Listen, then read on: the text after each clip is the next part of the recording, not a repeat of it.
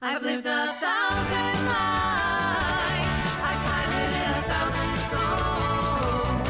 I've killed and fought and died just for another role. This is the Happy Jacks RPG podcast, a roundtable discussion that's a mix of friendship, humor, unbridled enthusiasm, and tabletop RPG topics sent in from around the world. Just for another role.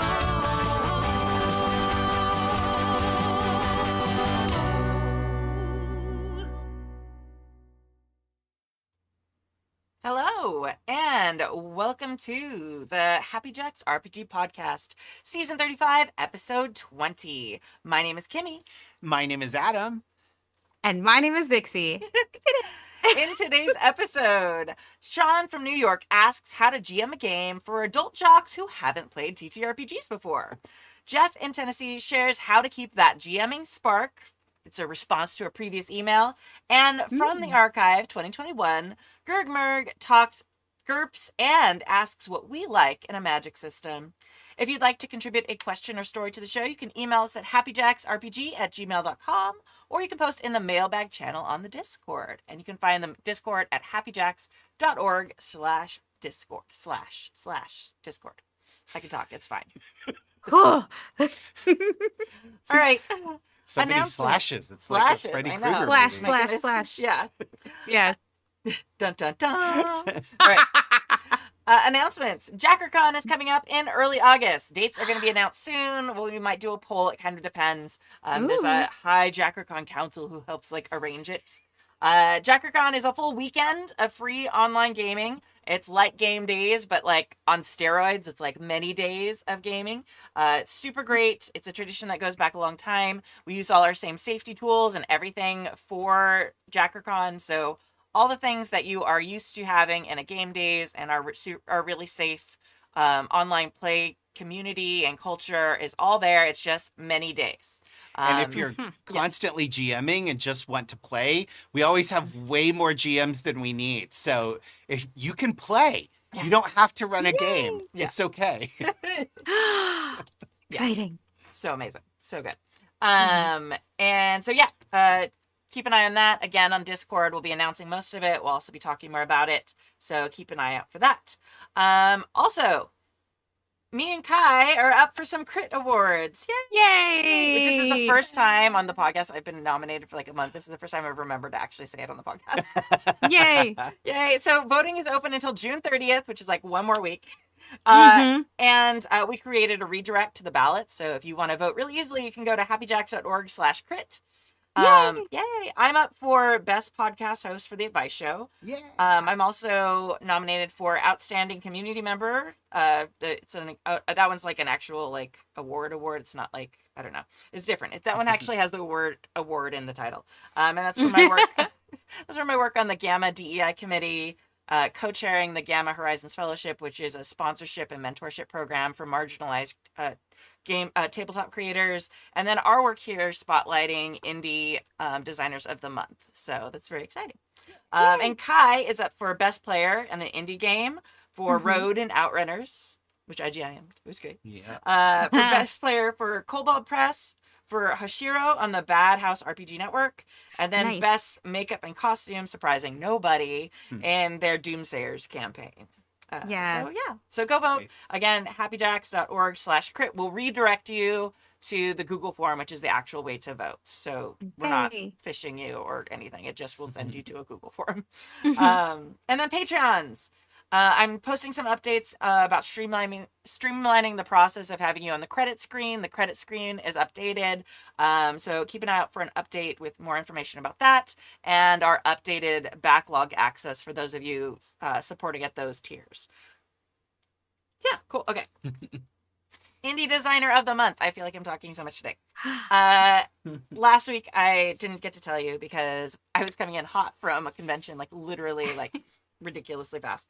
Our Indie Designer of the Month for June is J Dragon. She Nun from Possum Creek Games. Yay! Mhm. Jay is a disabled trans woman who's become quite well known in the TTRPG scene for her work on Wanderhome and Yazeba's Bed and Breakfast. Possum Creek Games was picked up as an imprint of Steve Jackson Games a few months ago, But we're still having Jay as an indie designer of the month because technically we invited her to be an indie designer before that happened. So, still indie. And we are delighted. We're going to spend June spotlighting some of her lesser known work because everybody knows Wander Home and Yazeba's Bed and Yes. Breakfast. It doesn't need any more accolades from the likes of us. So you can find more information about her on Blue Sky at jdragsky.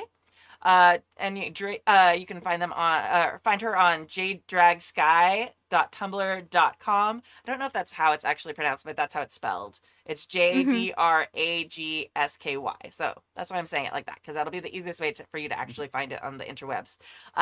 You can support her at patreon.com/Possum Creek, and you can of course get the games at possumcreekgames.itch.io.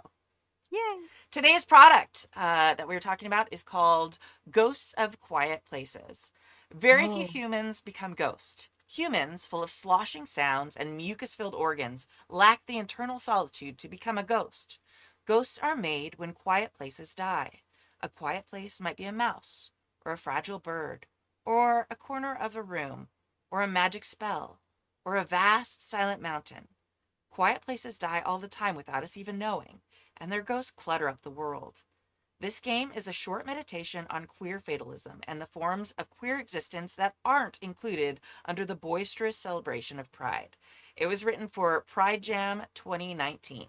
It is a lasers and feelings hack that's 2 pages long, and you can get it when you name your own price at possumcreekgames.itch.io. I know what game I'm getting. Right. I just loved the description of that one. Like, Yeah. one of my favorite Yes. things about the Indie Designer of the Month is like perusing through the itch.io page and being like, what name, what title, or what art, or what little concept like grabs at my attention. 'Cause Yeah. Yes. It's like the power of picking. Haha. 100%. And this one, just like the Ghosts of Quiet, it's just such a neat little evocative Yeah. title. Yeah. Yes. I'm fascinated. Yeah. I'm gonna check that out. 100%. Mhm. Oh, and can I just say, like, it didn't Jay Dragon also create a new kind of safety tool that was were they the one that created the grid method? Yeah, they Mhm. did that too. Yeah, So, I thought that was a really interesting approach to safety. Yeah. Because it definitely opens up the conversation Mhm. about safety. So just wanted to point that out too. Yeah, it's like a quadrant, so you can put Mhm. things in the where you put different things on the quadrant tells you how much you want it to be in the game and your Oh, comfort okay. level with it. Yeah. So it's Okay. Yeah, something it's like that a gradient. yeah. Got it. Mhm. Okay. But the difference is like the Happy Jacks lines and veils is an actual gradient, but it's still designed for people to kind of fill out on their own. The quadrant Right. is like it to be kind of like a discussion. I think we talked about it Yes. when it was first Was got first released. I introduced. think so, but I'm not sure. I think it was on the Advice Show like a couple months ago. It was a few months ago. Yeah. But yeah. Mhm. Very cool. So yeah, it's an interesting tool. And yeah, some people have had really great success with it. Yep. All right. Mailbag number 1. I am not reading it. Okay, roll. Time for rollies. No, I can read it You if want you this would one, like. Dixie? Okay. That's fine. Okay. All right. Mailbag number 1. Hey, Kimmy and the assembled jackers. Ooh, that That's makes me us. feel important. Yeah, that's us. Answering the call for more emails with this seeking of advice. For context, I'm going to be going on a trip with my father and a bunch of folks in October to a house out in the Poconos. Most of these guys are in their 40s to 60s and are very much sports guys, not RPG nerds from what I understand of the crowd. That said, I'm going to be bringing a scenario with me to run using the index card RPG system. Ooh. The scenario is going to be pretty linear and culminate in a dragon fight because that's awesome. I agree. Right now, what I'm looking for advice on is things to keep in mind running a game for an entire table of new adult players because while I've run for players who are new to a system, I haven't GM'd for someone who has no prior TTRPG experience, let alone a full table. Please and thank you for the advice. Askew, aka Sean from New Jersey. P.S. I'll try to send an update afterwards with how it went. P.P.S. Obligatory snickering. All right then. Nice. Well, Ooh. first of all, you're very brave. Go for it. Also, I am Jeez. fascinated by like I don't think I've ever heard the Poconos referred to in anything but like a movie. Yeah, yeah. No, it's an actual place that people go It to. is. That's amazing. Yeah, For yeah. vacations. Right? I mean, Yeah. I kind of knew it was real, but it seems like a pretend place. Right, I yeah. feel like Hollywood to other people. Yeah. Like Yes. like they're like, oh, Mhm. Hollywood. Like it's like the Poconos. Right, yeah, exactly. Right. Also, Yeah. it's just yeah. very fun to say. Like St. Martha's Vineyard. Yeah. Another Yes. one. Like, Yeah. like it's The not Hamptons. real. It's just a place people talk about to sound snooty. yes, exactly. Yeah, exactly. Or the Hamptons. Yes, The the Hamptons. Yes. Yeah. No, I know. I only like hear of those places on TV as well. And, Yes. but yeah, so one of the things I would say with this is keep it simple. If this is a bunch of 40 to 60-year-old guys, I'm making some assumptions based on the fact that they're not gamers. So they're probably not going to be so much into the role playing. They're probably going to be more into the combat and the stats and that fiero of hitting the dragon with their sword. So I would say just don't worry too much if they don't really get into character. It's probably a good start to just get them to enjoy having fun rolling dice and describing what they're gonna do. Yeah, just hit stuff. Yeah. Just hit it. Just fight the Just hit it. thing. Yeah. Mm-hmm. Yeah, and if they're interested in character development and more stuff like that, then that's great. That'll probably come out, and they'll do it whether they're asked to or not. Yeah. I but, agree. yeah. Yeah. I also True. think I'm a huge fan of having pre-made characters in situations like that. Yes. Or I like, was just- yeah, go ahead. No, that's exactly what I was thinking. We're right here. Yeah, that, yeah, That the would same. make your life a lot The same. easier. Yeah, and then all they have to do is kind of pick their flavor. They don't have to sit through and like do the choices or whatever. And like I haven't done like the index card RPG system. I've looked at it, but I haven't done it. Yeah. So I don't remember the like details of it. It's very simple, which is a good Yeah. choice. Yeah. Yeah, but keep it as streamlined as possible and just have it like out. Mm-hmm. Yeah. Yeah. And I would say, I would say if you can try to have some visuals, because especially for people who aren't used to using their imagination, it can really spark things a lot better to have some pictures to show them, like, oh, this is what this dragon looks like. This is what this goblin boss looks like. Yeah. And I think that that might help engage them a little more than just trying to like picture a dragon, and a lot of people who don't game don't really know where to start. We lose a lot of that after we stop being children. And and if you don't practice it by being a nerd like us, you don't always have it. It's not innate. Yeah, it doesn't become an innate skill and especially like visualizing for people is it's very hard if you're not like a nerd.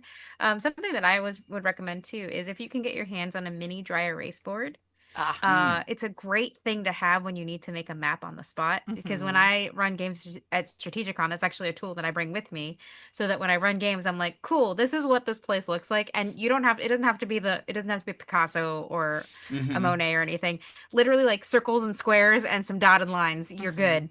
Like, so that people know where they are and where things are in relationship to them. That is super helpful. Yeah. For people. Yeah. So. Even if you're using theater of the mind, that is so vital. There's so many times where I've been describing something and then it becomes really clear at the table, no matter, like, I think I've done a very good job of describing the situation, and it becomes very clear. The players are like, wait, no, I thought I was standing next to it. No, I was standing next to it. And in my head, they were like on both sides of it, but they were picturing. So it's like having just like that little diagram. It doesn't even have to be grids. It doesn't have to be anything. Really, really helps in all situations. Yeah. Yep. And if they're sports people, they might be familiar with the whole idea of like the X's and the O's, and and the arrows and Defense. Yeah. Defense. Oh my god. Sorry. Yeah. It's funny because I was like, it would be funny to see this group play Targmargs, because that is also a really great little game. Yeah. But I think Targmargs might actually be a little more story focused. So this is still a good choice. It's funny watching a group of old dudes play like old grandma's a target. Yeah. So, um, Yeah. Yeah. They're probably going to be really interested in. I mean, again, we're generalizing, but Yeah. based on your Mhm. description, they're going to be very interested in combat. So I might even start the game with a small combat of Yeah. some sort. Yeah. Maybe just like Yes. a street level skirmish or something. Because I think Mhm. once they will be anticipating that. Yeah. So whatever you try and set up for your story is going to be like they're going to be waiting to fight something. So Mhm. you might as well just get that out of the way. So, and then they have a little bit of like experience under their belts. They know how it kind of functions. So then when you actually start like the story piece, then there might be a little bit more of engagement because they're not just anticipating fighting things. Yeah. Yeah. Yeah, I mean, Yeah. if if you're worried about the story dragging or anything like that, because sometimes that can happen with new players who don't know what they're doing, like, or sometimes they'll derail the story unwittingly if you really try and want to stay in that story. Sometimes what I do is I'll just start in media res. So when I speed ran Daggerheart, I had to run this game in 2 hours because I was back to back games. I stuck my players right in the dungeon and we're like, "You're at a trap. Figure out how to get out of the trap," and then just put them like on that track and like kept them moving forward. And that I find that's a very effective way to keep the game moving Yeah. and not dragging because the last thing you want is for these new players to get stuck in like the endless loop of either like forever decision making because they don't know how to approach a dragon, or they can't find the way that like you placed for them. They're like keep going to the wrong door or something. You want the story to keep moving forward, so I think that's important too, because that'll help make it a good experience for them if they feel like they're moving forward and not stuck in a kind of a what do we do situation. Yeah, Mhm. yeah, yeah. I was actually also going to suggest starting in media res. Yep, we're here. Yeah, it's like just open up. Like, okay, you guys are in an alleyway. You're surrounded by these hoodlums. Mhm. That, like, they're about to Mhm. find out they bit off more than they can chew. What do you do? Mhm. I used to do that with when I would run masks, Yeah. one shots, Mm. like because I loved the character generation of masks, so I'd actually spend like an hour and a half, even in a one shot, doing the character creation and the bonds, and then I'm like, okay, you're in the middle of the city and this bad guy is attacking, and the first shots have already been fired. What do you do? And just drop them right in the middle of the combat, and you don't need to build up a story to get into it. Sometimes it's fun to just start out guns blazing. Yeah, and Mhm. just jumping in the deep end Yeah. so that they don't have time to be timid or think about maybe this is and get self-conscious too. Right. Yeah. Yeah. That's the other piece about it. People who haven't played TTRPGs before are very often very on their guard, especially if they're in a situation where they're with their longtime friends and they're worried about being judged. And so like jumping in and fighting, like they all just have to keep going. Right. Yeah. Yep. Yeah. Yeah. Talking in character in a tavern can be intimidating in a way that, like, okay, this guy pulled a knife on you. That just puts you instantly in, oh, I got to Yep. do something. What do I have? I got a Yep. sword. I pull a sword. Yeah. All right, hit him. Yeah, there's no, am I doing this wrong? Yeah. Like it's very clear what you're supposed to do at that moment. Yeah. Yep. Yeah. Exactly. Yeah. I Yep. honestly think that's why often, like we've gotten so many stories over the years where it was like the meet in the tavern moment, and Yeah. then like the players started a fight, Uh, because I think often people are looking like they don't know exactly how to solve it, especially new TTRPG players, and it's like when you have a hammer, every problem is a nail. Like that's just Yes. what people want to Mhm. do. They're like, I am a fighter. I will fight the thing, and you're like, that is a bartender. Okay, yeah. cool.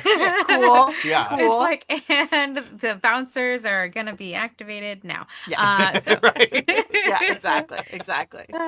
Yeah. I think another thing, just hyping up a little cheat sheet of the rules Yes. can be really, really 100%. helpful. Because people, when they don't feel like they have to ask how to do things every time, are more likely to try more interesting things. Yeah. Yep. if they It feel also helps if you have like two brain cells like me that don't always work. yes, So because we actually do that for my Magnus Archives game. We actually have a cheat sheet for Cypher because everyone playing the game is new. yeah, And it is so helpful. And really keeps people like they keep looking at the sheet to make sure they're doing things right yeah, and don't especially actually for ask unless Cypher. they're confused. Yeah.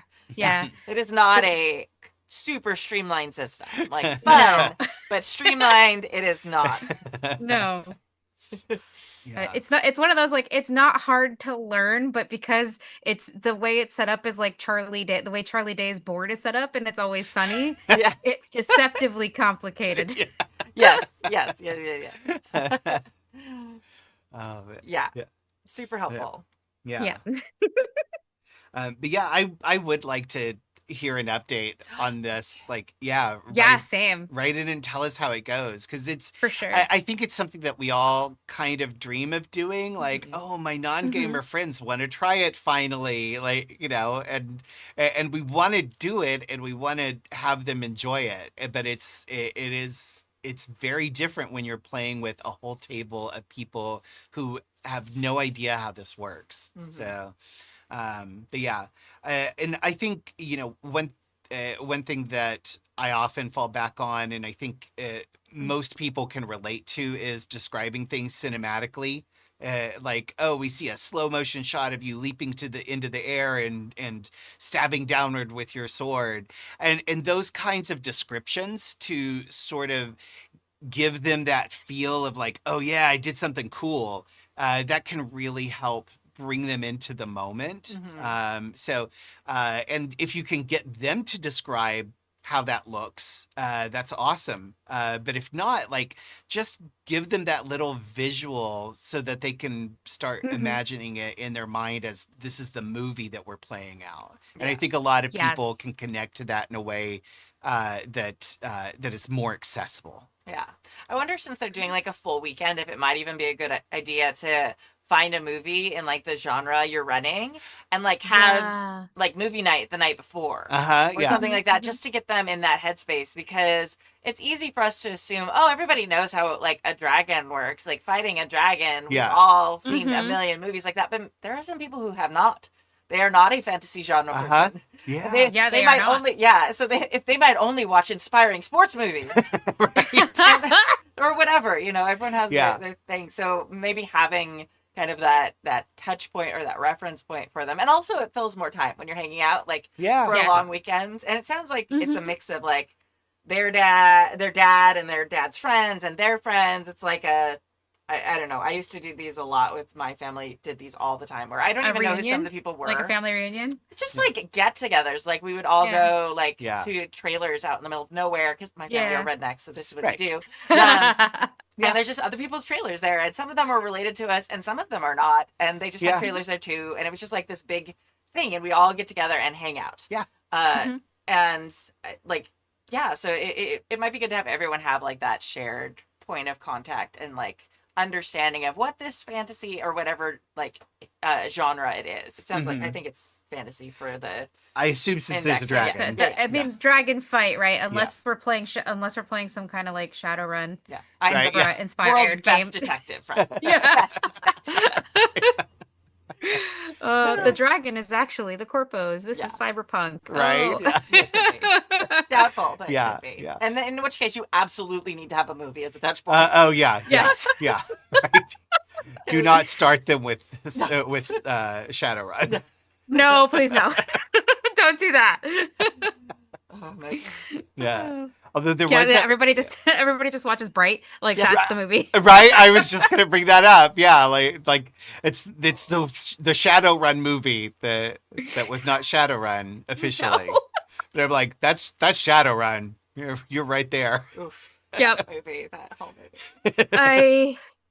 It was a really great series of clips that were loosely strung together by a vague storyline. Yeah, and very little like consistency in voice or tone. It's like one moment we're really sad and upset, and Yeah. there's this terrible like racism, and then we're doing slapstick humor, and then Yeah. you're like, oh. Yeah. Yeah. I was just, It's a little all over the place. Yeah, For sure. yep. Yeah. Which is sad. I really wanted it to be good. I was very excited Yeah. about like a fantasy Me series. too. Yeah. Yeah. Yeah. Oh, wow. It could have been really It was pretty to cool. look at. There was some. That's why I said it's a really great series of clips because if you view them as individual clips, Yes. these are great. Yeah. Right? These are Yeah. fantastic cutscenes. Yeah. Exactly. Yeah. Forget the rest of the game. Don't worry about the story. Yeah, It's- don't worry. No. It's fine. I mean, I feel like that's the thing that felt the most like a campaign to me, like because like tabletop campaigns have that weird tonal Yeah. shifts constantly. Yeah. Like Uh-huh. I was sort of like sitting there wondering because my husband doesn't really play TTRPGs, so and he's a movie person. He was like so upset about it, like what, how, and then I mean, eventually we got like the later like Marvel movies, and he's like, oh, okay, this is just a thing now. But at the time, I was like, this feels exactly like a regular tabletop campaign, which is not a good thing for a movie. Right. But yeah. if it was yeah. actually someone's campaign, it Mhm. probably would have really been a really great time. Yeah, yeah, exactly. Yeah. Yeah. And tabletop can accommodate that in a much better way than movies can because you can shift on the fly. But when you're doing a movie, like you made it and it's out there, and if it doesn't work, it just doesn't work. Right. Yeah. Yeah. But, Regrets. Ugh. yeah. The home D&D game that I'm running right now, I told my players, I said, I want you all to aim for Lord of the Rings so that we land at Guardians of the Galaxy. Yes. Oh my god, what's the meme where it's like what you expect and it's like the Knights of Camelot and what you get and it's actually like Monty Python's Camelot. Like Yeah. Yeah, absolutely. For geez. sure. All right. Yeah. But yes, Yeah. please send us an update. We would love to hear how it went, if it's already happened, if it hasn't yet. Maybe our advice will help. We'll see. Yeah. Yeah. Yay. I hope Alright. it does. Yeah, me too. All right, next email. Want me to read this one? Sure. Or it's pretty long, so we can swap off if Okay. you want. All right. All right. Howdy, Jackers. I would like to chime in about how I have been able to maintain my GMing spark, see season 35, episode 10, for the past 10 years and keep my players interested. So, just some context, if you didn't listen to that or don't remember that one, someone wrote in asking how to keep their GMing spark. They were starting to burn out and not Yeah. have as much Yeah. fun. Perhaps the most important factor for me is playing regularly, and my answer to this problem is twofold. One, I run nearly all of my games online, and two, I set a definite time and schedule for people who will join the game. These two tactics let me spend time with my friends in a group-style situation, but without the barriers that can keep groups from meeting often enough to feel like it's worthwhile. Every other Tuesday from 7 to 9:30, it's not a long session, but the regularity of it allows for a longer real-time campaign than a 6-hour session every couple of months when people can get together. I mean, many of us can find time for a 2-hour video game session to play BG3 or run a raid in Destiny 2, so we can also make space for a regularly scheduled game online. I've used a number of virtual tabletops, and I've even played strictly using Discord voice chat and dice bots. It can be as simple or as complicated as you like. This tactic also opens up the possibility for my second tip, diversity of game systems. If I'm burning out on a system, I like to either start up a new campaign with a slightly different group on a different night, or tell my players, hey y'all, I'm burning out a little and would like to run a short campaign in, for instance, Brindlewood Bay. There are so many great systems, often plugged on your show, that can break up the monotony of running the same long-term campaign. Take 2 months and run a rules-light game, reassuring everyone you will return to the original campaign when you're done. Everyone gets to play vampires hunting Nazis, plug for Eat the Reich, or little old ladies poking their noses into an incompetent sheriff's investigations for a couple of months, and you will fall in love with your players all over again. Staggering games seems to keep most people from feeling too constrained by the regularity. I run or play in 5 games every 2 weeks, which gives me off weeks so gaming doesn't feel like a burden and lets me play between 5 and 10 hours of TTRPGs every week. Some folks will want to play less, I reckon, but that sounds terrible to me. Yeah. I also think that reading different game systems for a variety of genres keeps me coming back to the table again and again. I am always reading new rules systems and then hurrying a campaign to a satisfying ending so I can switch to the new game system for the next campaign. If I do that, of course, I let the players know that I want to draw things to a close in 4 to 6 months, or however long it might be, so we can explore a different type of gameplay. I lose players here and there, but I can almost always find someone else who can step in and vibe with the remaining group. I guess I'll just go ahead and finish it. Yeah.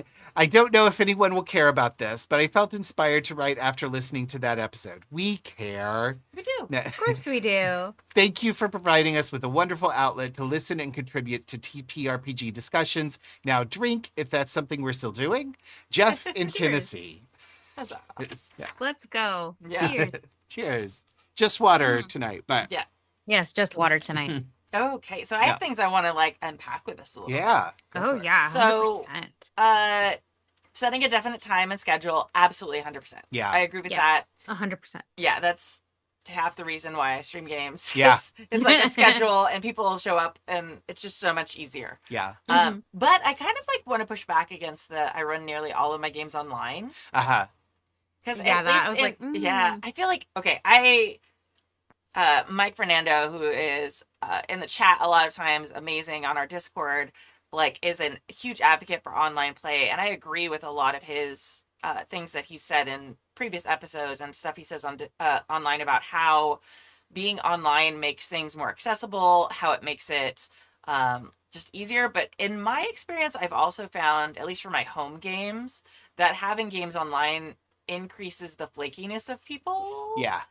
It's Okay. just, I think it's a lot easier. I mean, I feel like it's a lot easier for someone to flake out or like not feel guilty about flaking out if they are like, everyone's at home anyway, so if it ends up getting canceled, it's not as big a deal as if like people had driven to someone's house. Yeah. That Mm. I admit that could totally just be like my experience bias, like my anecdotes talking, and I don't have statistical information to prove this. But I don't know. I'm curious about your experiences. Vixie, you play so much Yeah. more online now. Yeah. I was actually going to say, I was going to weigh in because I also, so funnily enough, I'm almost an exclusively online player. I don't think I have any in-person tables right now. But I do disagree with that. I don't think that that is a method to avoid burnout. If anything, it might actually increase burnout if you're playing that much. And don't, I think what's really working for this person is the fact that they have such a structured approach Yeah. to the way that they game. But I don't like when it comes to gaming online. It's funny because I understand where you're coming from, but my experience has been the opposite, where I feel like it makes it more accessible when you're streaming online. Like more people I don't have to go anywhere. I don't have to stress about getting in my car and making sure that I have gas, buying snacks on the way, getting drinks for people, blah, blah, blah. Like all of those things that come with a gathering at someone's house, suddenly that burden is gone. All I have to do is sit down at my computer, log in, and we're here, right? So I see it in that aspect, but I also feel like it's two different types of commitment that you're talking about, and I think both have their their benefits. Personally, I would love to play at a table again. I mean, one of my some of my best memories are from sitting in person in the Happy Jack studio with my like some of the TTRPG crews that I've played with, like playing with Artem and Darby and Engie and Brian at the table are like, that's something that I'm going to remember forever because it was such a good time to like physically see people and like watch them react in real time, because something that happens when you're streaming online is you have the wonderful lag bug. So you're not reacting in real time to people, but like here you like when you're in person you can react together. Like Darby and I would just sync up and we just like both squeak and blow out the speakers at the levels of which you would Yes, squeal. it- Like stuff like that happens in person. And I honestly, when it comes to, I think having a variety of both is great. I think it's important to practice self-care because that's, and it's funny because I'm actually dealing with this in the space right now. There are a lot of people that are over scheduling themselves to the point of like, oh, my body says no, it quit. And I'm just like, because you're overdoing it, and I like, it's that you have to find that happy balance of what can I do within my schedule, Yeah. Yeah. and it's the same for, because it's funny because like the 6-hour game versus the 2-hour game thing was something that stuck with me too, because I can see the benefit of a 2-hour game. And funnily enough, I actually left a table that was a 6-hour game once a month because it was such a long. Number one, it was a very long commitment. Number two, I was like, I would leave that game passing out because I was so tired from being so invested in the story. And I think like for me, the happy medium is always like 3 hours is where I like to live, me personally, Yeah. because that's enough time to create a full story or a chapter or however you want to call it. But it's not so long that you're worn out, and it's not so short that you're like, what happened? I blinked and we were done. Right. You know? Yeah. That one's so funny yeah. to me because like it's changed as I've gotten older. Like Yeah. now, Yeah. like that 3 maybe 4 hours, like 2 to 4 hours is like it. Like Yeah. that's Yeah. my spot. Agreed. But like back in the day, like I just remember we'd go and like plan a day of gaming. Oh yeah. Yeah. Like you'd Yes. show up at someone's house like in the morning, which was in the morning for us was like 11. Yeah. And like Oh yeah. but Yeah. back and then you just play until like midnight or 1. And Oh, yeah. granted, like a lot of the time was like, what are we ordering for dinner? And Right. like it wasn't Yeah. constant straight playing through there. But I just remember those days, and it was so invigorating, and you go home exhausted, but you'd still like, I don't know, youth, Yeah. man. Like Yeah. heck. Yeah. Yeah, right? Well, yeah, I mean, I recall a Vampire Dark Ages game that was just phenomenal, and we played for many months and had great stories and characters going, and the finale, our game master wanted to end it at dawn. And our That's characters had the ability to decide whether or not they were going to witness the dawn. So yeah, so we That's wanted pretty it cool. at the real time, but we started at like 7 p.m. the night before, so we ended up playing for like 12 hours. That's so cool. And My God. yeah, and we took breaks and stuff, but it was still just like, oh my God, but we did it, and but like I was 30 then. I could do those things. Right. That's such a cool concept though, because it's almost like the 12 candles like Yeah. time limit, Yeah. but like much longer, obviously. Yeah. But I love that concept for like Yeah. a one shot. Yeah. Oh my gosh. Yeah, it was What a- really cool. Yeah, like my character decided, no, I'm gonna stay up and see the dawn, and I'm going to end my unlife here. And two of the other players did not, and it was really cool. But yeah, I talking about the online versus in person. I'm gonna I can take a little more the middle of the road position. I love the in person games. Generally prefer them better, but I do like the accessibility of playing online, and I the thing for me is that when you're playing online, like yes, there is less guilt over flaking, but there's also less being upset if somebody does flake and it gets canceled. Yes. You know, because it's Yeah. for that same reason. Like, well, they're right. I am already home, and Yeah. it wasn't a big deal for me to just not log on now. Yeah. So that can be kind of freeing in some ways, but it does make it I think it makes it harder to schedule, actually. Yeah. In my experience, but different groups are going to be different. That I love a home game, and like the one I'm playing right now, is just. It's just really reignited my interest in DMing, and specifically in doing D&D. And that was online. No, it's home game. it's a home game. Yeah, in-person tabletop game. It basically I wanted to run D&D for my brother, who recently moved out here, and Kimmy was not available, or she would have been in it. But yeah, I mean it's my brother, and then Jason and Joey and June, and Artem joined us. So yeah. So, which was my first time meeting Artem, Artem is amazing. Yeah. So, I yeah. love Artem. I can say nothing but good things. about Artem. Right. So yeah. So fantastic. So we're having a great time, and we are. So I told them, like, I want to run weekly for like 3 hours every Sunday, knowing that we will have cancellations. So if we plan on weekly, we will probably get at least a bi-weekly game. And that worked fine until fair. And then a bunch of other stuff happened. And so we ended up playing like once a month for the last 2 months, Yeah. but we're now back kind of on schedule. But I segueing into the scheduling thing, I think yes, like you got to have a specific set schedule and keep people to it, because if you're like, well, let's just decide to get together whenever everybody's free, you're never going to find a spot where everybody's free. So I kind of say, like, here is the time frame. And as the DM, I'm like, this is the time slot I'm interested in running. Are you available for this time slot? If not, sorry, catch you next time. Yeah. And so I want that, like, we are going to play at this time every week. If you can't make it, that's fine. We are going to go on without you.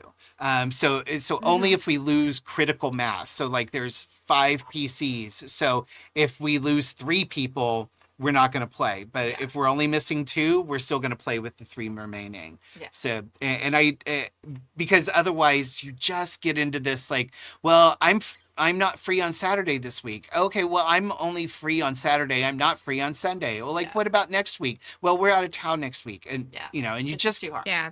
you just can't do Scheduling it. purgatory. Yeah. No, Yeah. I subscribe to the same thing, and it's funny because there are some games that really lend themselves to that. So my Magnus Archives game is like that, actually, because I set the time frame, and some of my players have just not been available for certain days and times, and I'm like, cool, your character is getting disappeared, and then whenever you can make it, you can make it, and it's very easy to do in the context of a game like that. But like, you can do stuff like that, and that way you don't do anything to their characters. They have all the agency, and they just poof back in whenever they want to poof back in.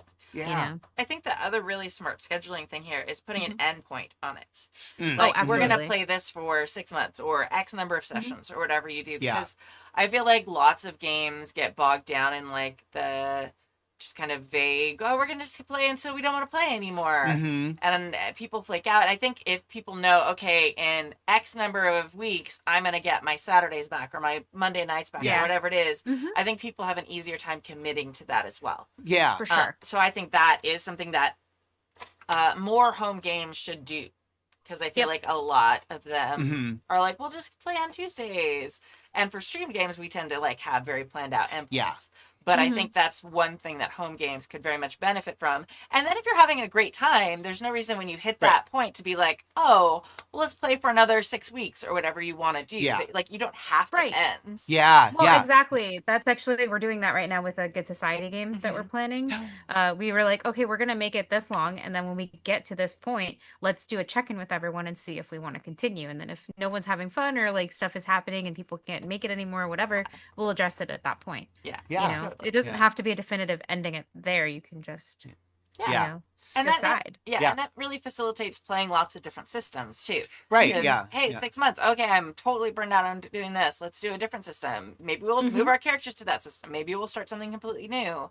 But having those like ends, like points or check-ins or whatever you want to kind of think of them as, is really a great way to kind of keep interest and keep energy up and things going. Yeah. Keep things fresh. Yeah. Yeah. Exactly. Just be adaptable. You know, I think that goes a long way towards making sure everybody feels free. Like, this is for fun. Yeah. And if Absolutely. it falls apart, well, that can suck, but it falls apart.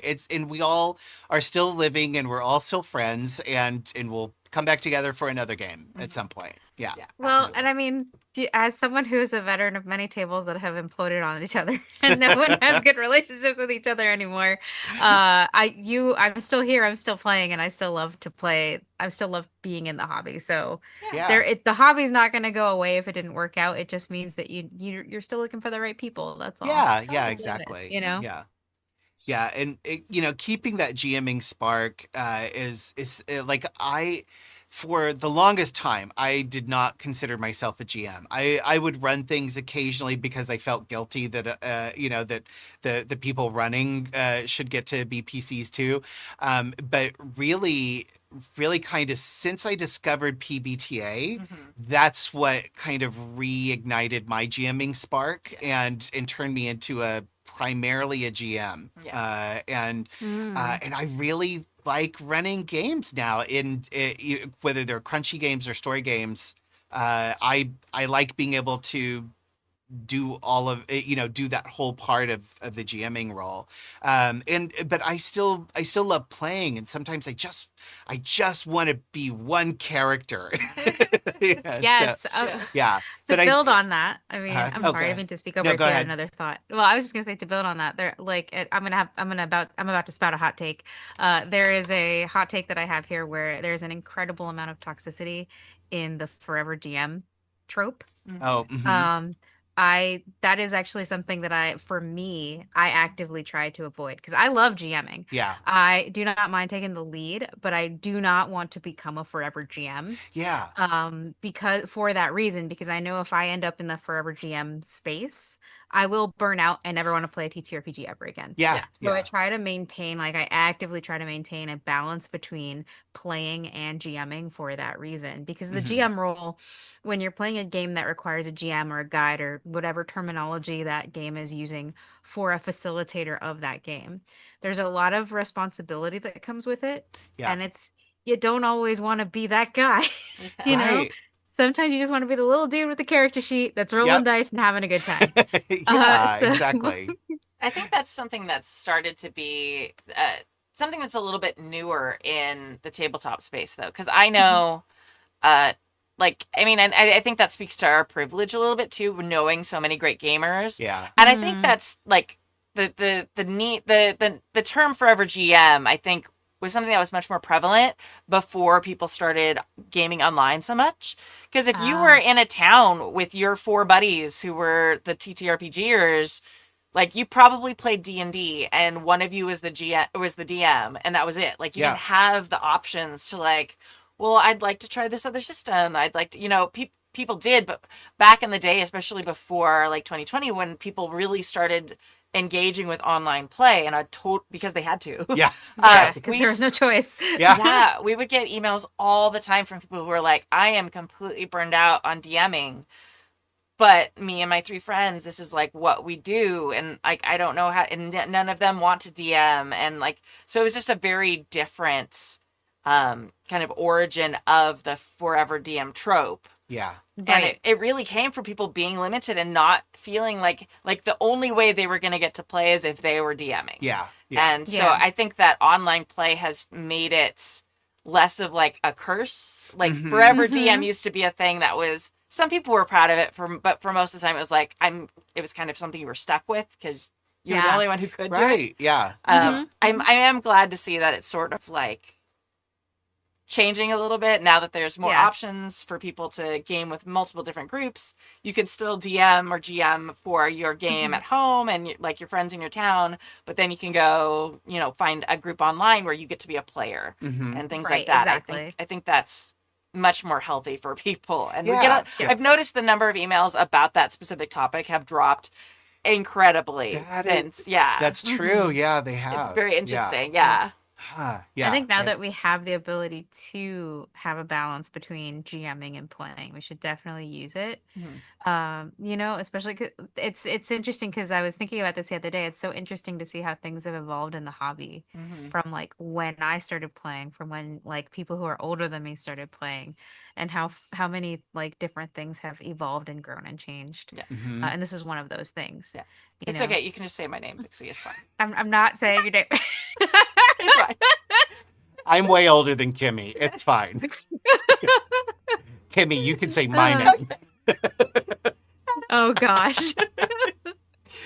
No, but it's true. COVID changed everything. Yeah. It really did, and it opened up the ability to do online gaming and the normalcy of online gaming so much more, and I think that's a good thing. It's COVID sucked, but there are so many games that we can play and people that we can play with online that we weren't able to before, and now all of the tools exist to be able to do that easily. So I mean, Kurt Potts and Katie Potts, I hardly ever get to see them because they're like, Hours and hours and hours. hours and hours away. It's 3 hours, but that's Yeah. forever in California time. But but like I got to play with them for a whole year, once a week on a game that Bill ran for us on Zoom, and it was just like so wonderful to just hang out with Bill and Kate and Kurt. I always call. I just almost did it again. I would say, "Hi, Kate. Hi, Curdy." Yeah. And like it's like they're like, "That's fine." Yeah. But yeah, but I would get to hang out with them, friends that I love that were hours away that I wouldn't have gotten to see regularly otherwise. And Yeah. I think that's a great thing that online gaming opened up for us. So if it works for you, like go for it. It's Yeah. wonderful. Absolutely. Yeah. That's how Vixie is joining us right this moment. too, Right? So we appreciate Yes, it. remotely. Yay. Yeah. All right. Thank you so much, Jeff from Tennessee. Write in more stuff because that was a great Yeah. topic. Yeah. That Thank was a good you. one. Yeah. All right. So this one's me. Mailbag 3 from the archive 2021. Ooh. Dear Happy Jackers and System Hackers, prescript. Longtime listener, occasional writer, but I've adapted to a new handle pretty much everywhere on the internet since I last wrote in. So I've used the new one here too. Very excited to hear that Stu is going to be running GURPS again soon. Yeah! GURPS. That's an old joke. So. GURPS. Do you understand? This is all fucking excited. Yeah. Do I understand correctly that the game will be set in the collaborative world you all are making? Or do I have that wrong? I don't remember. I believe it did. I think it yeah, was. Yeah, I think it was. or elements of that thing were used. Yeah. Yes, I agree. For those who don't know the backlog, for a while, we were having there at the end of the advice show, we'd do a little thing where everybody would answer a prompt. That's right. Yeah, Yeah. yeah. I totally forgot about that. Yeah, yeah. I was like Yeah. thinking like it was like the Happy Jacks cinematic universe Yeah, or something. I'm yeah. like, but you're right. No. Yeah, and it was like, okay, today everybody come up with one magic item that exists in this world. Yeah, Or okay, name one village that exists, and then Stu would document all of those, and I think he did run. Yeah, he did. the Like it all game got in there. that. Yeah. I tried forgot to about work that in a part. bunch of it. Yeah, Yeah. it's kind of cool. That was such a great idea. Gosh. Yeah, yeah, Should steal that again. right. Was Yeah. Stu the person that made the sheets that you for GURPS that had like all the numbers and stuff on it? Or am He I thinking of did someone that, else? but you're probably thinking of that Mook. Mook? Yeah, Yeah, Mook. Oh, Yeah, okay. Mook Yeah. was like the penultimate like GURPS. Like he Yeah. wrote stuff Player. for the GURPS system. Yeah. He Ugh. he was like the best GM I've like almost ever had from almost any system. Like he made GURPS invisible somehow because he Yeah. knew the system so well. Like we just played like Wow. it felt like such a narrative system when he was running it because he'd just be like he just knew everything so well. It was amazing. But yeah, R.I.P. Mook. He was amazing. yeah. But yes, Stu also made like cheat sheets for us and stuff. So I'm not sure exactly which one you're referring to, but Mook actually wrote think it and was published Mook, a lot of actually. stuff. Yeah. Yeah. So yeah. Stu, have you decided what magic system you're going to use? Personally, I really like the looks of Ritual Path Magic. I played with realm-based flexible magic for a while, and IIRC, there's a pyramid article that explains how to do a hybrid of the two. But after learning more about RPM and seeing the good things fans have to say about it, I'd be inclined to use that one in the future. Ritual Path Magic is one of the flexible magic systems where there aren't any preset spells, but rather gives you rules on how to craft spells on the fly. Though polite players and GMs will generally have a prepared list of common ones. I imagine, and the RPM book has some pre-written ones. So this is like magic in the GURPS system. Yeah. Ooh. Of course, for me, flexible magic systems, at least in GURPS, raise a dilemma. They make yes-anding really easy, but they may allow mages to outshine other PCs.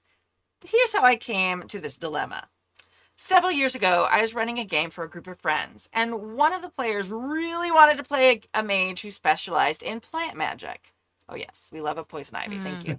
And wouldn't you know, GURPS has a plant magic supplement. They have a Because, supplement for everything. of course, GURPS has a plant magic supplement. It's Yes. GURPS! Yeah. Yeah. Written by real botanists too. Yes, probably. Probably. So I picked it up and made what I thought looked like a pretty capable plant mage. And we set to adventuring. And fairly often, the player would look at a problem the group was facing, think of a clever way a mage with control of plants could solve the problem, and ask if it would work. The problem was, not only did she personally not have a fitting spell in her character sheet, groups just didn't have spells for a lot of what she wanted to do. Stuff that, once we started playing, seemed pretty obvious options for a plant mage. With the GM wisdom I have now, I came up with some ways to handle it during the session. Then we revisit the rules after. But do you know what I did instead? Like an asshole at the time, I said no, because she didn't have the right spell. Again, through no fault of her own. I didn't want to say no, but it just wasn't in the rules. You could say I was suffering from the hidebound disadvantage, lack of creativity. That was in parentheses. The campaign eventually fizzled, mostly because of scheduling, which we've already covered very well in this episode. But I wonder if this has something to do with it. However, that experience stuck with me. I wanted Magic to work differently in future games. I didn't want to be stuck to a spell list. I wanted to be able to easily say yes to creative ideas. So I picked up the Thaumatology supplement to see what it could offer. I think I said that right. Yes. Thaumatology? Thaumatology? Yeah, Maybe thaumatology? Yeah, thaumatology. Thaumatology. Okay, cool. Thaumatology. I did not say it right. Okay. Thaumatology. Okay. Yes. Supplement. Someone tell us. Write an email. Tell me how I'm supposed to say it. Yeah, right, exactly. That supplement offered a flexible magic system that, like Ritual Path Magic, offered parameters for building and improving spells.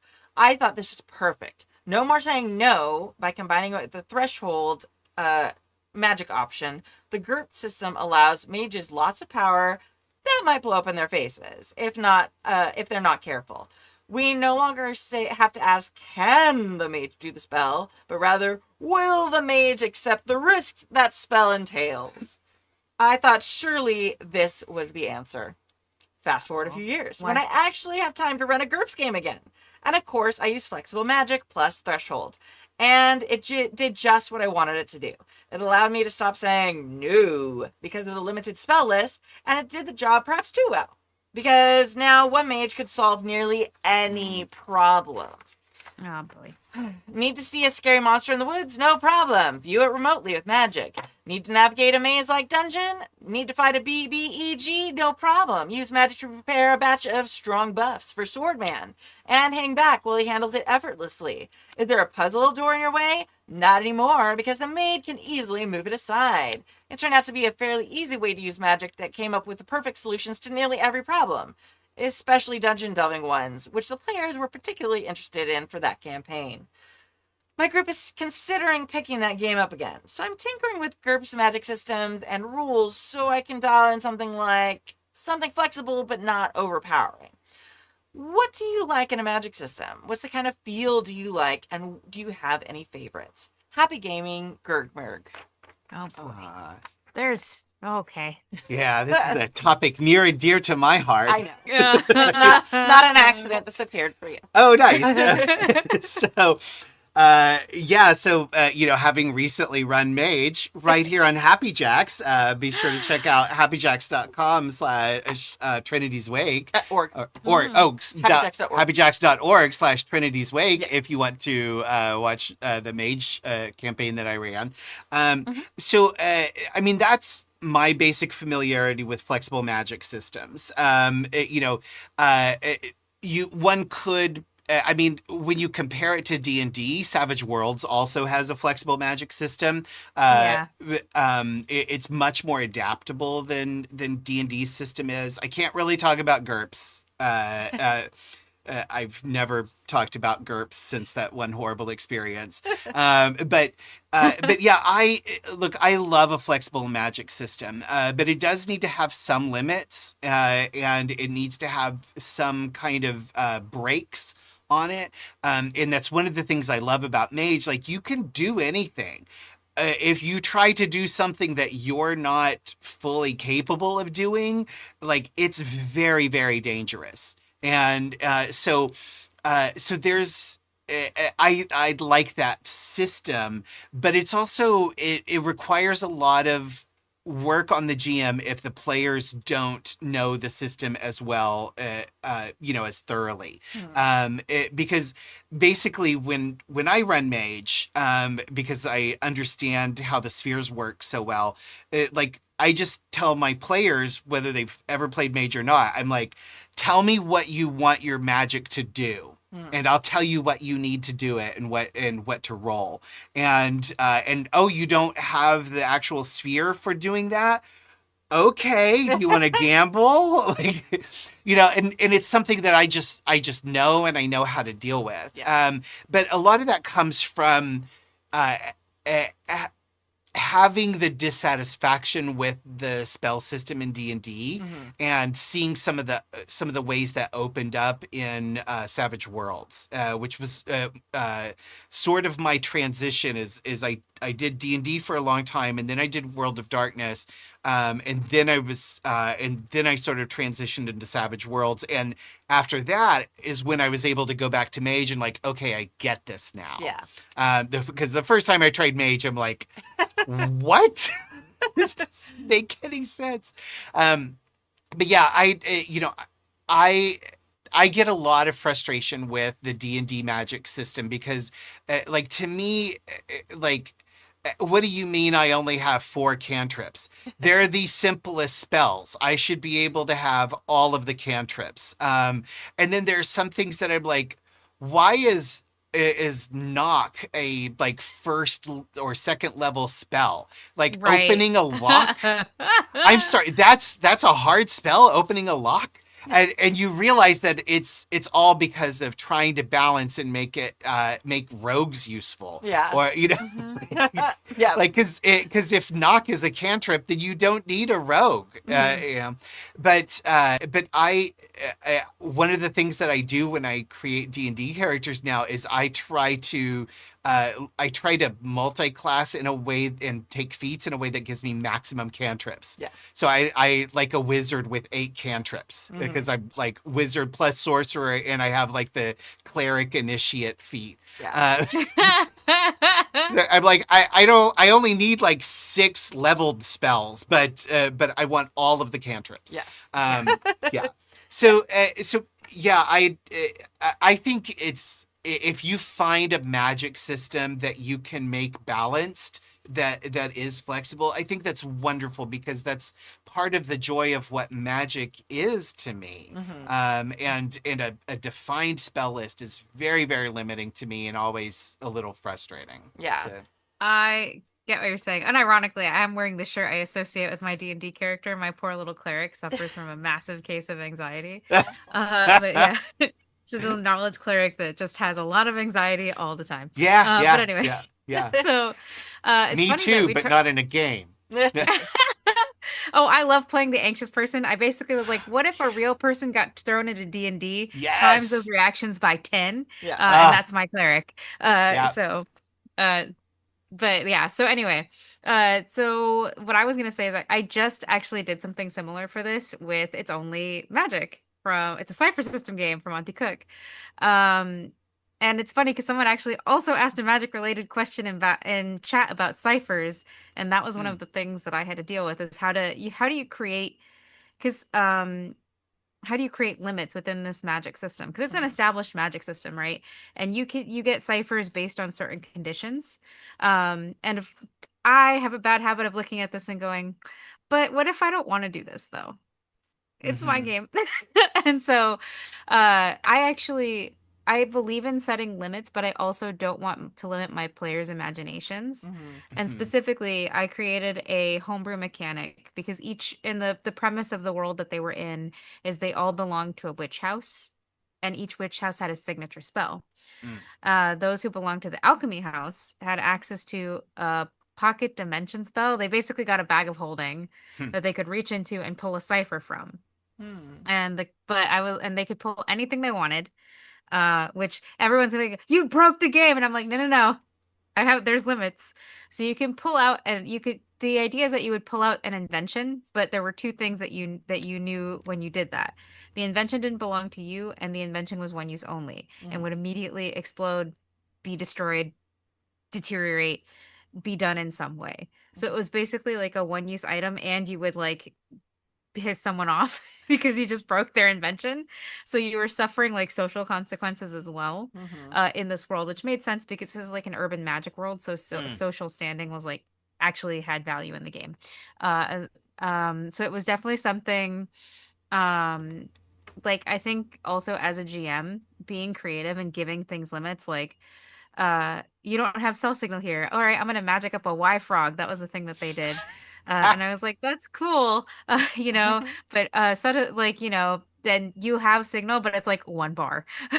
So congrats. You have just enough to like stream a very clippy, as one of them was a Twitch streamer, a very clippy version of yourself in this swamp that you're in. But like stuff like that, limiting things, finding ways to limit. Also, always like I feel like people forget that anti-magic is a thing. And it's like, oh no, your magic doesn't actually work here. Yeah. Sorry about that. Yeah. I feel like torn on that though, because if someone puts, all their work in, all their points or whatever, however you build a system, your character and the system you're using. I say points because like GURP specifically, but like it feels like really shitty to me as a GM to like just like nullify everything that they've built their character around. Yeah, that's fair. Yeah, like I don't think it can never be done, but I think there needs to be limits on it. Yeah. Or, find ways to challenge them that aren't just like, oh, haha, the thing you do, Yeah. you can't do here. Like we had an email a few shows ago, which it was like it was another caster being overpowered, similar to this. And so we're talking about ways specifically in D&D to like pose a challenge to the casters, but without like putting things in their way, putting the fight in a forest where they don't necessarily have line of sight, like all those things you can do to make it more difficult without just being like, oh, no magic here. Stand around and look awkward. Right? Good job. I hope you wear a pretty outfit. Yeah. Like, At least your outfit is cool. At least you look. No, I mean it like that. Like, is like a puzzle situation. Like, oh no, our magic doesn't work here. What is causing that? Let's figure it out. Yeah. Like when I GM my very first D&D game, funnily enough, I did something like that because I wanted to play with that concept. The players started off shackled. And like my mages that were shackled couldn't use their magic until they figured out how to get the shackles off. And of course, it was a simple first grade puzzle that took them an hour. Yeah. So, like I was like, you would think you'd all remember Roy G. Biv, but no.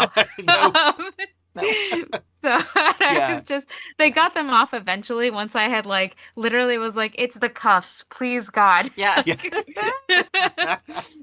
Yeah. But Oh, go ahead. but stuff like that, like plot things like that, Yeah. and create that challenge without necessarily limiting the caster, limiting your player, or making them feel bad like they can't use anything. Yeah.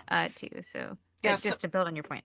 Yeah, sometimes it's fun to have their strengths taken away, and or even to play a character with your strengths taken away, and that's why I think that like starting out shackled and naked in a cage is that's a great place to start a story. Like, like what do you do? Actually, when I guest starred on Astral Circus a couple of weeks ago, and because of the situation, and I was playing a multi-class wizard rogue, and Jason was like, are you okay if we start your character out naked in a cage with an anti-magic field? I'm like, sure. Sounds Let's good. go. Let's see what I do. Nothing but my hotness and my wits. Let's go. I mean, you were part rogue, so yeah, exactly. Yeah. Let's go. Right. As far as go yeah. ahead. Oh no, I was just gonna say that can be fun, and you can take magic away in the same way you can take away the sword or the armor from the fighter or the paladin. Give the rogue nowhere to hide. Put the druid in a city. There are moments where those kinds of challenges can be super fun. You just don't want to it shouldn't be the whole time where Right, you're exactly. without your strengths. Yeah. I But, think that's harder to do in like GURPS though, where like uh, when they're creating magic on the fly. oh yeah, Like True. it's it's like in D&D you've got that spell list, which is why they have it that Yeah. way. Like you were saying, Yeah. Right. like Mhm. we'll make lockpicking or whatever the Knock. knock, no, yeah. yeah, Like a level 50 spell, and that Right. way we can still have rogues and they have a purpose. But like if you have a system where they can kind of improvise spells, yeah. I love that, but it is so much harder to Yeah, do that because we improvise a spell that it doesn't matter, it's just gonna blow up the trees too. So Right, like yeah. it's a lot. So there is Yeah. that hard thing, and I don't know. You know Mage much better than I've only done a few Mage, a couple like a one shot now. But one thing I've always I've been playing around with this in my head since we did like the beta version of the Avatar game. Oh, yeah. Because like I love the idea of like an elements based magic system that Yeah, you can yeah. improvise. It would, and now I know Avatar's not exactly magic. I was but literally that like, was- Avatar? Are we talking about? I know it's not magic, but it's element based, and that's what kind of got me spinning out Mhm. on like elemental magic and Yeah. how you could like mix like water with like air and make a rain spell or whatever. Like Yeah. you did have to. I don't know. So it's sort of the concept I'm messing with is kind of based on the Cortex system where you have different die and different Yeah, things. yeah. So it'd be like at least in my head, like it's sort of in that point because I love the idea of like making up spells as you go, and I Yeah. like the idea of elements being kind of the basis of that. But I'm Yeah. also like kind of thinking of designing the game where everybody's a magic user because Right. then I don't have to worry about it. Right, yeah, Yes. yeah. Well, it's like when you play Star Wars, it's really best if everybody's a Jedi or nobody's a Jedi. Yeah, there's you know? Yeah. so few systems that balance that Yeah, well. yeah. And honestly, I tell people this with World of Darkness, like, don't mix this the games. Like, if you're gonna play vampires, everybody plays vampire. Don't have some vampires and some werewolves and some mages. The World of Darkness systems are balanced within their different groups. They are not balanced against each other. No. It just falls apart really quickly Yeah. power wise. Seems like a cool idea until you have try to it. practice. Yeah. Yeah. Go play Urban It's- Shadows instead if Yeah. you want that. Yeah. It's really interesting. because I'm thinking about that magic like on the fly thing, and I just played a game called Moonlight on Roseville Beach Mhm. on my stream, and they have like a magic system that's kind of like that. It's based on you can choose like one of the magical playbooks, and they give you they give you what's called power words. Mm. And I think I don't recall if the system lets you make up your own power words, but you like the way that that they address that in the game is that you are limited with how many words you have. Number one. Number two, you run the risk of that magic going awry. So you're rolling because it's a PBTA, so you roll on a table, and like for example, if I roll 2 6s and a 4, I can put a 6 to make sure the magic works, 6 to make sure I get the goal, and then the 4 means like I risk an injury to myself or something like that. Like so, depending on what you roll, you can put the way those dice work will inform how your magic manifests and Oh, what yeah, it yeah. does, That's which super I think is cool. a very interesting approach. Yeah, I like that a lot. Yeah. The teacher in me is like, oh, I could like Yeah. make a system where there's a prefix and the root word and then a suffix, and you Oh, put it yeah, together, yeah. and it Yeah. teaches language skills while also being a TTRPG. I'm such a Oh, that, no, make that game. I want Let's to go. play test it. Like, oh, and you get like a die for Uh-huh. the prefix, the root word, and the suffix. right? Yeah. Oh, and mixing that with Cortex, oh, do you have a you have a D4 on prefixes, you have a D8 on Yeah. roots, and you have a D12 on suffixes. So Oh, you're gonna God. tend to go with things that Oh, yeah. I do suffix heavy Yeah, magic. I do, you know. yeah. Oh my god, I love that so much. Kimmy, I make that think that's game. great. Why am I'm thinking of like, oh well, you're thinking of this word, but not that, but you have to say it like this. Like if Yeah. you mess up a pronunciation, Yeah. well, Yeah. Yep. Oops. Oh, there was not an R in that word. Nope. You are now haunted by ghosts. Oh, Yeah. that'd be so funny. Oh my gosh, like that's interesting. Yeah. Like it's like, huh, Yeah. interesting. Oh, and then you could have a whole thing about dialects. And, Yeah. Yeah. like your pronunciations. there's a game There's called a game Dialect. called yeah. Oh. They do it much better than I ever could. That's such a good Yeah, game. yeah. And Vixie, weren't you the one that was running the die game? I was not running it. I Oh, was playing it. You were playing in it. Oh, okay. Yes. Because I loved the graphic novel of Die and or the series, and it was so good. And I have the game, and I haven't been able to play it yet. And so I was wondering how magic worked in that, and I don't know if you are qualified to speak on it, but I was not a magic caster. I was something Okay. called the Emotion Knight. I mean, it was was kind of magical because all of my stuff was driven by emotions. yeah. The And it was Emotion really- Night was so good. Yeah, but first it was joy, and then my emotion actually changed because something intense happened in the game. Yeah. And I'm sad because we haven't finished it, and I don't want to do the reveal of what the alternate yeah. emotion was. Yeah. But like, it was a very fun thing to play, and I know that at least the way that worked, it was based on how high you rolled. Yeah. For emotion night, the higher you rolled, the more intense your emotion was, and like you could get up to like god killing Yeah. That's levels cool. of emotion. Yeah. Like there's literally one where it's like, oh, if you reach this number, you could fight a god and win. Yeah. And I'm like, all right, bet. Okay. Yeah.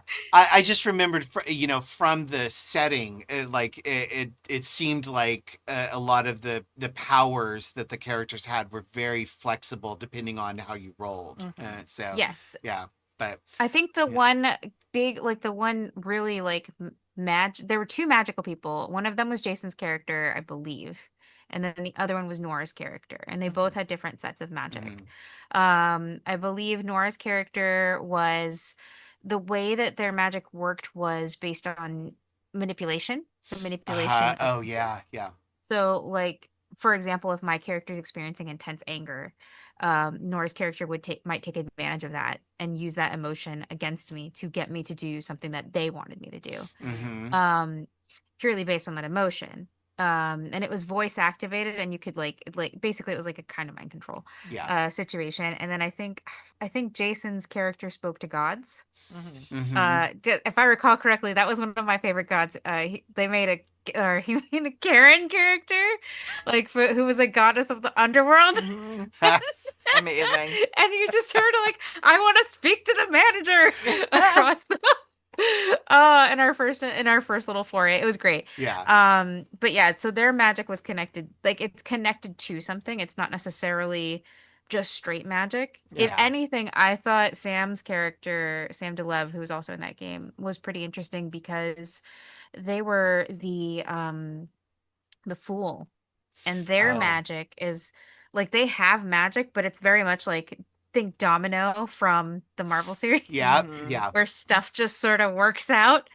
And so that's probably the like, that was kind of how magic works in the die system. It's connected to something, either like some aspect of the playbook. And it like the character sheets are pretty self-explanatory, honestly. But yeah. So Well, I think, in terms of the letter, like, there are a lot of different ways of approaching magic. So, explore them. And if you've got a system that can accommodate different types of magic, like, try them out. Like, I mean, it's a game. Like, just try it. Like, see what happens. If you break it, oh, well, you can fix it next session. It's fine. Yeah. I mean, it has been so long since I played GURPS, but I feel like it'd be super easy to kind of like house rule something where like, and this is totally because I've been playing Electric State, but like you roll your die and then you have an extra die of a different color. And like that's your blowback die or something like that, where it's like if you roll the dice and you work, and GURPS is like you roll low for success. Oh, right. So it's like, same thing. If you roll this extra die and it's like it maxes out, then okay, you're whatever your spell succeeds or it doesn't succeed based on the other die. But then also there's like, okay, you maxed out your, you have a headache and you can't use your magic for X number of, or whatever it is, depending on what kind of spell it was. If it was a fire spell, heaven help you. You Yeah. know, whatever it is. I think it would be I really cast fireball. Oh Yeah. no.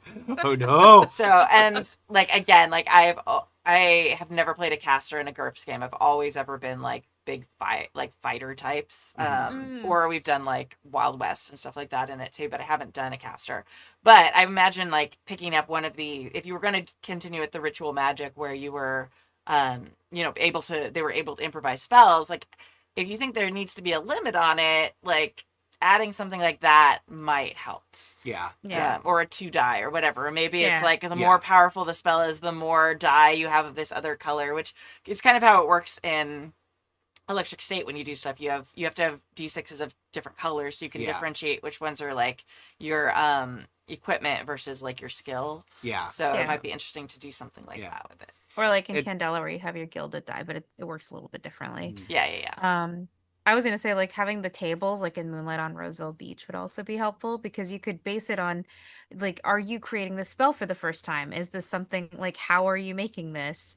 You know, am I just kind of winging a fireball spell, or have I seen someone do it before? What's Yeah. informing the creation of this improv spell? Yeah. You know, Yeah. For sure. Yeah. because your knowledge level will also affect how well that spell is cast and might give you like I'll use D&D terms because they're easy to get across, but it like might give you advantage or disadvantage. Yeah. Or remove a die or give a die depending on stuff like that. Like what conditions are there that can do that as well. Yeah. And that might be an effective way to kind of adjust for that. Yeah. That's very cool.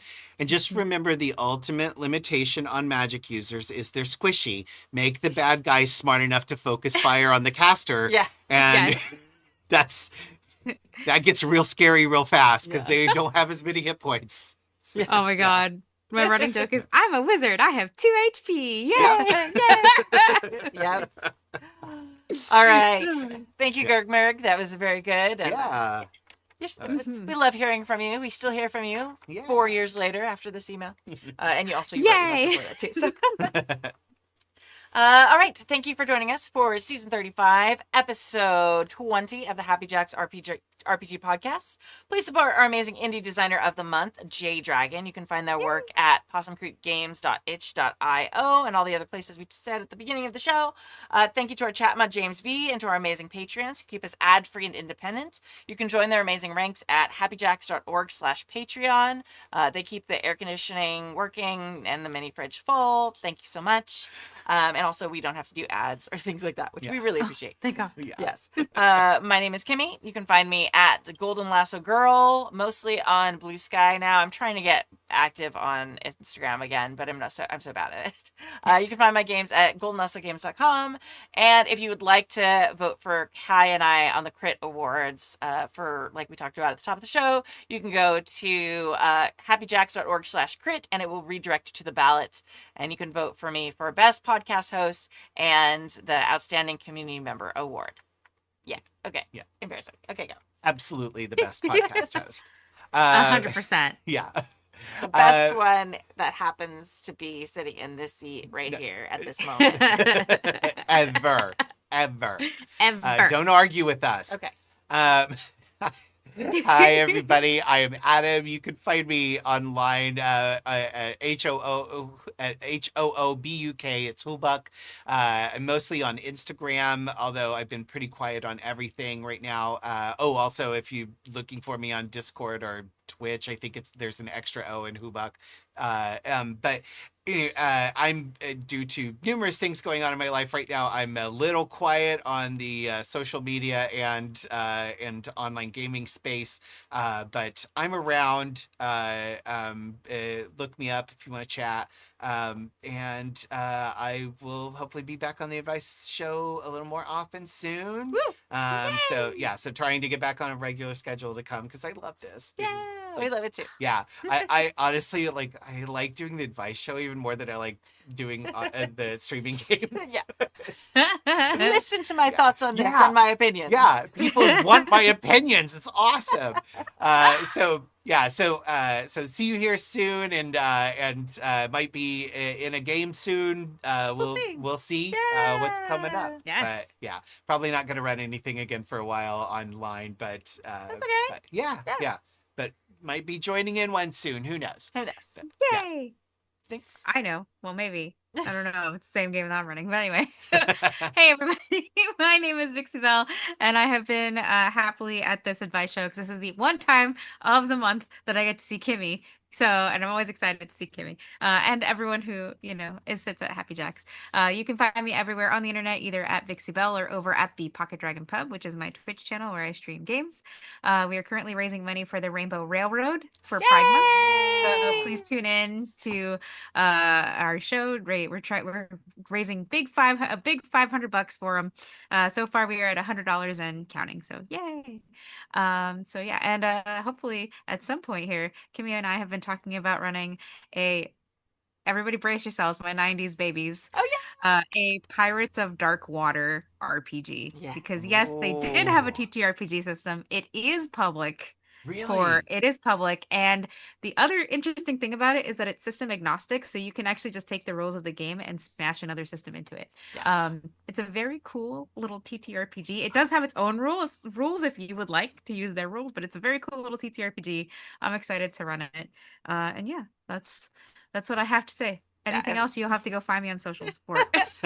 I don't want to make it want to make it long. Sorry. It's fine. It's absolutely like one of my childhood obsessions, and I just was like, oh my gosh, it's like it was in that ilk of like She-Ra, He-Man, like Yes. 90s cartoon, like early 90s cartoons. Very underrated show. It was so good. Oh Yeah. my gosh. Yeah, one of my favorites. Yeah. The history of the show is even more interesting because it didn't do well enough to merit them finishing it, and I'm still know. mad about it. I'm still mad about it. Like my childhood is incomplete. Yeah, It makes yeah. me mad. Right? It's right around the time Saturday morning cartoons were dying. Yeah. The whole tradition of Saturday morning cartoons was kind of dying around then, which was really sad. I was like, it was happening as I was a teenager. And, Yeah. But yeah. It's all right. We're gonna finish it in our game. It'll be It's fine. good. Yeah. Yes. All right. Thank you for joining us. We're going to leave you with a song. We're going to leave you with a song called The Pub That We Call Home by the world famous Poxy Boggards. You can find them at poxyboggards.com. And thank you all so much. And we'll see you at our normal time next week. All right. Bye. Bye. Yeah.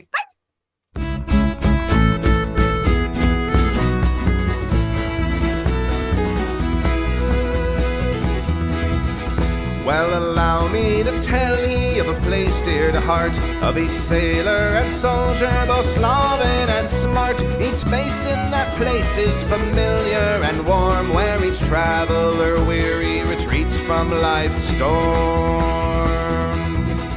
'Tis this pub that we call home, and from her we oft times may roam. But our respite we'll find in a pint, maybe 9, in this pub that we call home. Though married but not merry, bearing lowly life's load, and suffering the chafing of my long-winded road, entombed in the womb of this free house at Bath, her walls provide shelter from my wife's wicked wrath. 'Tis this pub that we call home, and from her we oft times may roam. But our respite we'll find in a pint, maybe 9, in this pub that we call home. In the hours when life sours and I'm weary and beat, to the hopping and copying I need to retreat. With a pale cup of ale and my good mate's concerns, I'm rested yet weary to the battle return. 'Tis this pub that we call home, and from her we oft times may roam. But our respite we'll find in a pint, maybe 9, in this pub that we call home. With the raging of aging in my last breath I crave, please pull up the floorboards and dig me a grave. As you rouse and carouse, pour an ale on the floor. If you listen with care, you may hear me cry more. Tis this pub that we call home, and from her we oft times may roam. But our respite we'll find in a pint, maybe 9, in this pub that we call home. that we call home, and from her we oft times may roam, but our respite we'll find in a pint, maybe 9